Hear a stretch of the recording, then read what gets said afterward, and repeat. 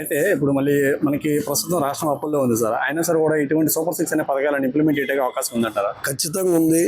మనకేంటంటే కేంద్రంలో మోడీ గారు మనకి ఫుల్ సపోర్ట్ చేస్తున్నారు. ఆంధ్రప్రదేశ్లో ఆయన పరిస్థితులు తెలుసు కాబట్టి ఏ విధంగా నిధులు తేవాలనేది ఒక చంద్రబాబు నాయుడికి తెలుసు. అదీ కాకుండా సంపదను ఏ విధంగా సృష్టించాలో కూడా తెలుసు.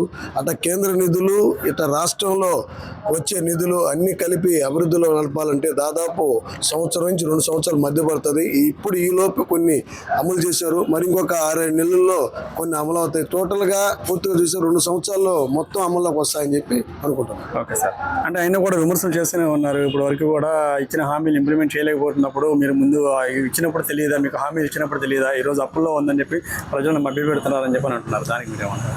రాష్ట్రం తెలుగుదేశం పార్టీ గవర్నమెంట్ వచ్చేటప్పటికి పరిస్థితులు ప్రజలందరికీ తెలుసు, అది అర్థం చేసుకుంటున్నారు మనం ఏ విధంగా వచ్చామన్నది. ఈరోజు ఎక్కడ పోయినా రోడ్లు మెయిన్ వ్యవస్థ మీరు చూస్తూ ఉన్నారు. అంతకుముందు సంవత్సరం ముందు పరిస్థితులు ఎంత అధ్వానంగా రోడ్లు ఉన్నాయో మీరు అందరూ చూస్తున్నారు. ఈరోజు రోడ్లు ఏ విధంగా ముందుకెళ్తున్నాయో మొత్తం చేసుకుంటున్నా వస్తున్నారు. అభివృద్ధి అనేది సంక్షేమ పథకాలు ఇస్తేనే అభివృద్ధి కాదు. సంక్షేమ పథకాలతోటే మన కావాల్సిన నిత్యావసర వస్తువుల కాడి నుంచి అన్ని తగ్గిస్తూ, అదేవిధంగా మనకు భవిష్యత్తులో ప్రయాణాలకు ఇబ్బంది లేకుండా రవాణా వ్యవస్థ కంట్రోల్ చేసుకుంటూ రావాలి. అంటే అన్నీ సంపాదన చేసుకుంటూ రావాలంటే కొద్ది టైం పడుతుంది. అంతేకాని చైన్ అనేది ఎక్కడ చెప్పట్లేదు, 100% చేస్తారు. Okay sir. సరే, ఇప్పుడు రోడ్లు ఇవన్నీ కూడా చాలా బాగున్నాయని చెప్పి అంటున్నారు. ఇప్పుడు ఉప ముఖ్యమంత్రి పవన్ కళ్యాణ్ గారు ఉన్నారు, ఆయన మీద మీ అభిప్రాయం ఏంటి సార్? బ్రహ్మాండంగా మాకు జనసేన, బీజేపీ, తెలుగుదేశం కూటమి బ్రహ్మాండం కలిసి అన్ని విధాలకు సపోర్ట్ చేస్తున్నారు. మాకు బాబు గారికి తోడు అండగా మన జనసేన అధ్యక్షులు పవన్ కళ్యాణ్ ఉన్నారు. ఉంటారా సార్? అలాగే ఆయన 15 సంవత్సరాల పాటు కలిసే ఉంటామని చెప్పి అంటున్నారు. 100% దాని డౌట్ ఏం లేదు. ఒకే మాట ఒకే బాట కూటమి 100% ఉంటుంది. ఇదే విధంగా రాబోయే 20 సంవత్సరాలు కూడా కూటమి ప్రభుత్వమే చంద్రబాబు నాయుడు ముఖ్యమంత్రిగా ఉంటుంది. అంటే ఇప్పుడు పవన్ కళ్యాణ్ గారు ఒకసారి మాట ఇచ్చారు అని అంటే కంపల్సరీగా మాట మీద నిలబడతారని చెప్పి అంటున్నారు. ఆ మాట వాస్తవేనా సార్? 100%.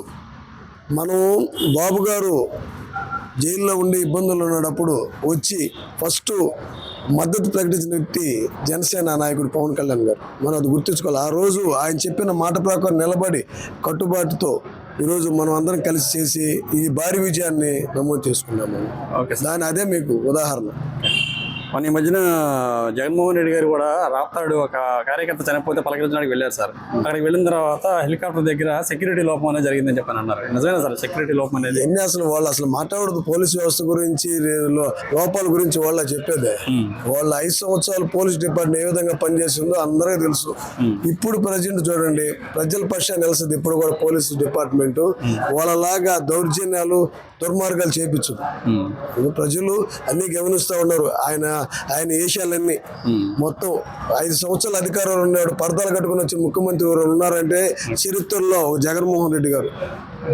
కానీ ఆయన చనిపోయిన వ్యక్తి గురించి మాట్లాడుతూ ఇక్కడ పోలీస్ వ్యవస్థ అంతా కూడా చంద్రబాబు నాయుడు సెక్యూరిటీ గార్డుగా పనిచేస్తున్నారు తప్ప ఇటు ఎలా పనిచేస్తే మా గవర్నమెంట్ అనేది వస్తుంది, వచ్చినప్పుడు బట్టలోటు తీసుకొడతాం అన్న వ్యాఖ్యలు మళ్ళీ చేస్తూనే ఉన్నారు. దాని గురించి మీరేమంటారు?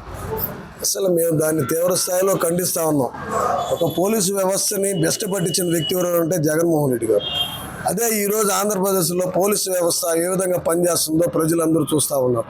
ఎక్కడ కూడా అంత చిన్న అలిగేషన్ లేకుండా ప్రతిదీ శాంతి భద్రతలు కాపాడుకుంటూ, వ్యక్తిగత కక్షలు పోకుండా, దుర్మార్గంగా అన్యాయంగా ఎక్కడైతే మోసం చేసి దౌర్జన్యంగా వాళ్ళ స్థలాలు పొలాలు లాక్కున్నారో అటువంటి అధికారికంగా చర్య తీసుకున్నారు. కాబట్టి ఈరోజు బెయిల్ కూడా రావట్లే వాళ్ళ నాయకులకి.